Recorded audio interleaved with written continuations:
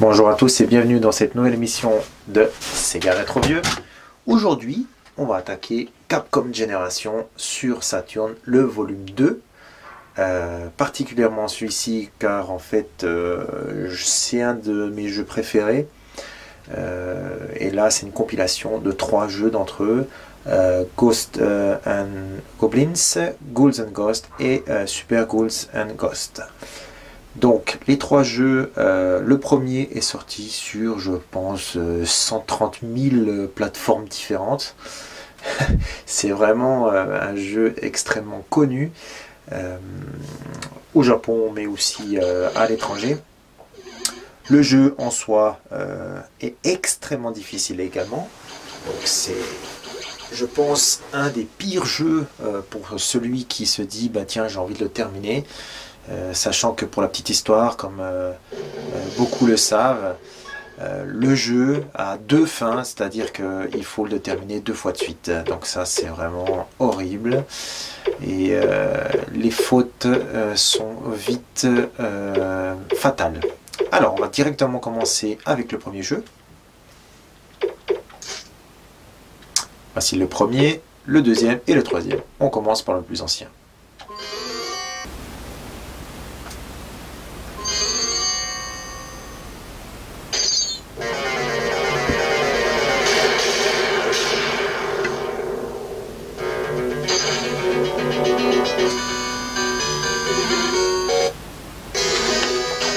Et voilà, on est directement dans le vif du sujet.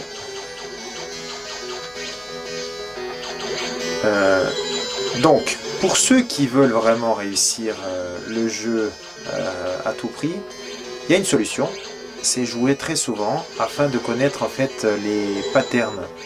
C'est-à-dire qu'en fait, il y a des endroits prédéfinis où vont sortir les ennemis à un moment donné. Hop, hop, là je m'en sors bien. Hop, ça c'est fait. Donc pour continuer la discussion, parce que je joue en même temps, il faut vraiment connaître où vont sortir les ennemis et anticiper. On a le droit à en fait à être touché 2 fois. Donc on a plusieurs armes, certaines qu'il faut éviter, comme le feu, parce que c'est vraiment une arme pourrie. Elle ne va pas vous permettre de pouvoir avancer facilement parce que la portée est extrêmement courte. Donc comme vous pouvez voir, l'arme de base est plutôt bonne, mais la difficulté est vraiment extrêmement poussée. Voilà, c'est fatal, hein. Moi je vous le dis, faut pratiquer énormément. J'avais joué à la version Mega Drive, qui n'était pas si mauvaise que ça d'ailleurs. Par contre, sur Saturn, ben, on a les meilleures versions qui existent sur console, mis à part bien sûr les nouvelles consoles, les nouvelles générations. Même la Super Nintendo qui elle a eu justement cette version Super Ghouls and Ghosts qui est vraiment un excellent jeu que je vais vous présenter après. Donc voilà, c'est à peu près ça. Il est en slip, hein, le petit Arthur, il va essayer de sauver sa demoiselle. Un jeu très difficile, comme vous voyez, hein, c'est chaque fois la même arme. Et là je vais essayer de me battre contre. Alors lui c'est dur, là je vais mourir, mais on va s'arrêter là je pense. Voilà, ça c'est fait. Donc vous voyez un petit peu la difficulté. Et voilà, j'avais 3 vies, merci, au revoir. Alors, qu'est-ce qu'on va mettre comme nom? Un classique, hein? On va voir si ça fait exactement ça. Ah, on a le droit de marquer sexe. Tiens, c'est bizarre. Beaucoup de jeux, en fait, ils changent les lettres quand on met sexe. Oh, la petite blague quand on est adolescent. Continue play? Non, je crois pas. Non, on va passer à autre chose, hein, s'il te plaît. On va passer directement au Ghouls and Ghosts.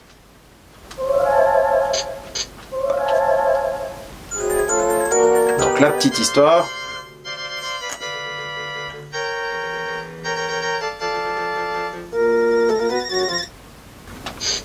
Là, on remarque tout de suite que au niveau graphique, on est ailleurs. Là, on n'est pas sur le même terme. Et vous remarquez également qu'il est possible cette fois-ci de tirer vers le haut et vers le bas. La musique, toujours aussi bonne. Les décors à l'arrière sont très bons. Un seul saut. Et c'est la même version qui est en fait sur Mega Drive. Ainsi que PC Engine. Je dirais que la difficulté est moins corsée que...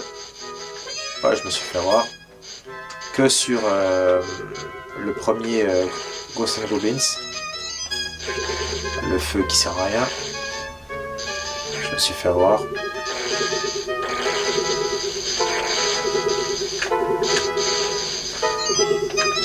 On a en fait des armures différentes aussi, dorées, qui nous permettent de justement lancer des sortes de shuriken ou autres.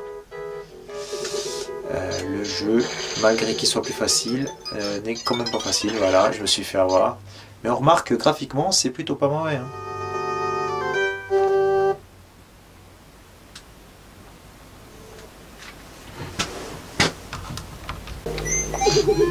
Alors, je vais quand même essayer d'aller le plus loin possible pour qu'on puisse voir si j'arrive à voir l'armure différente. Je vous garantis rien. Hein. C'est vraiment difficile comme jeu.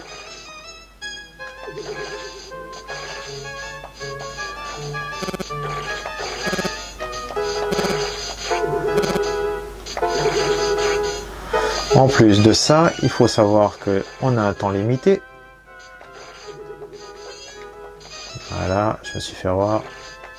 Et voilà, vraiment difficile le jeu. Faut être persistant. Hein. Faut persister. Allez, je cours.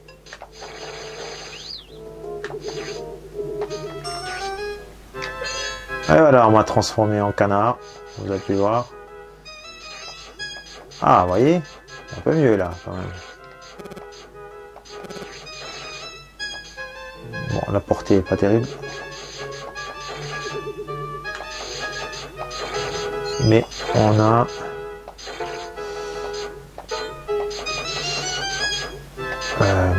comment dire? La portée est pas plus longue. Mais on a un meilleur rayon d'action en fait. Je sais pas si j'arrive à me faire comprendre. Je pense que oui quand même. Voilà. Là j'attends que ça soit le bon moment. Tac. Vous voyez, c'est vraiment pas facile de trouver le bon moment. Tac. Là je vais réussir. C'est bon.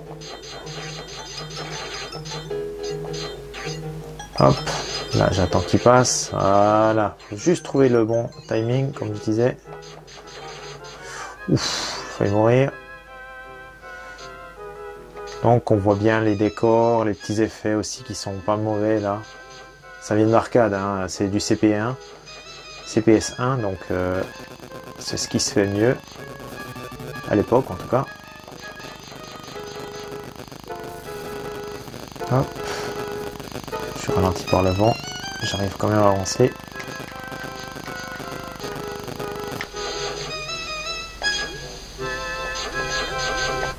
Et voilà, je suis mort. Décidément, c'est compliqué. Hein.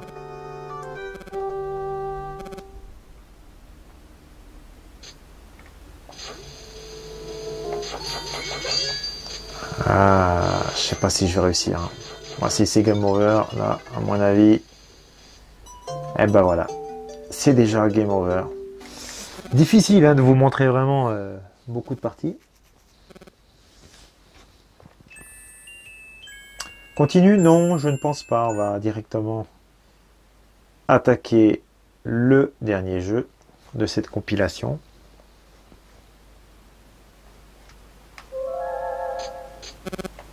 Exit.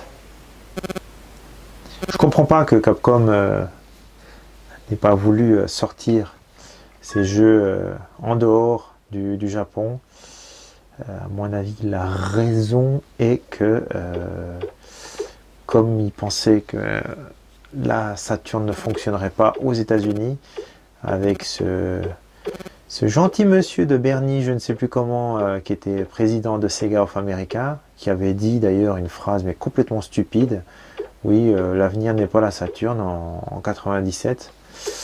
Donc forcément, les gens qui écoutent ça, ils se disent, bon, bah si même le président il dit ça, on va pas l'acheter. Voilà, c'est juste une petite histoire là-dessus, mais moi ça m'avait vraiment marqué. Goes and Ghost. Voilà, donc celui-ci, on peut voir les dates aussi. Et il vient donc de la version Super Nintendo.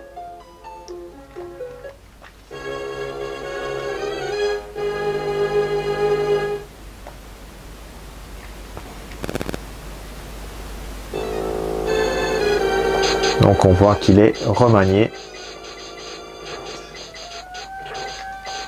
On ne peut plus tirer en haut. Par contre, ça c'est la grande nouveauté. On a 2 sauts.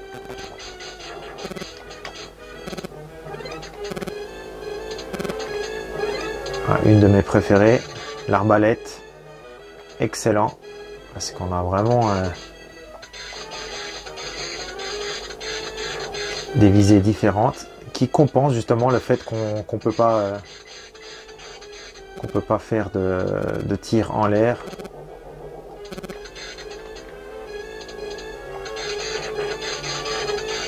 On voit bien que les ennemis sont différents, la modélisation, c'est vraiment un jeu complètement différent du précédent, et pourtant il devait être à peu près identique, sauf que je me suis fait avoir. Ouais, bah là forcément compliqué.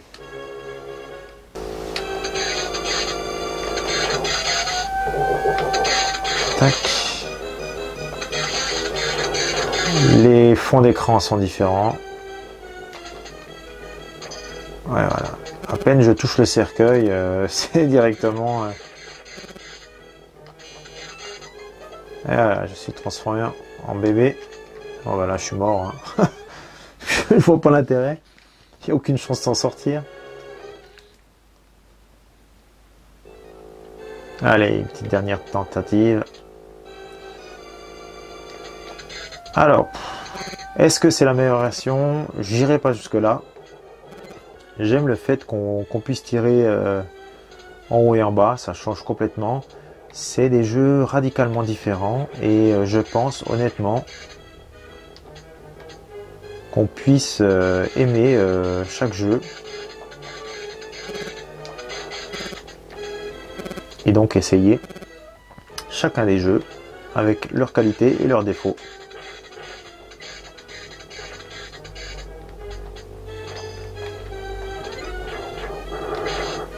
Tac, j'ai vraiment peu de marge. Hein. Ouf. Allez. Hop, est-ce que je vais m'en sortir? Je pense pas, mais c'est pas grave.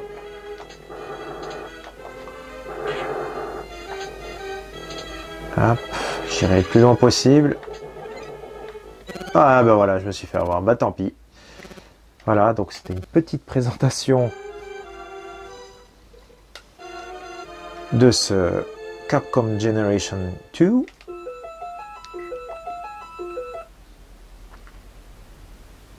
Comme je vous ai dit, il existe donc 5 volumes sur PlayStation ainsi que sur Saturn. Et je vous présenterai peut-être un autre volume prochainement. Donc voilà, ce jeu pour ceux qui aiment vraiment le type hardcore est très difficile, je vous le conseille. Pour les autres, je pense que vous allez essayer une petite demi-heure et après vous allez vite abandonner, tellement la difficulté est prononcée. Mais voilà, c'est vraiment le type de jeu arcade des années 80 sur console et en l'occurrence sur Saturn. Voilà, sur ce, je vous souhaite bien du plaisir et à bientôt pour une nouvelle émission de Sega Rétro Vieux.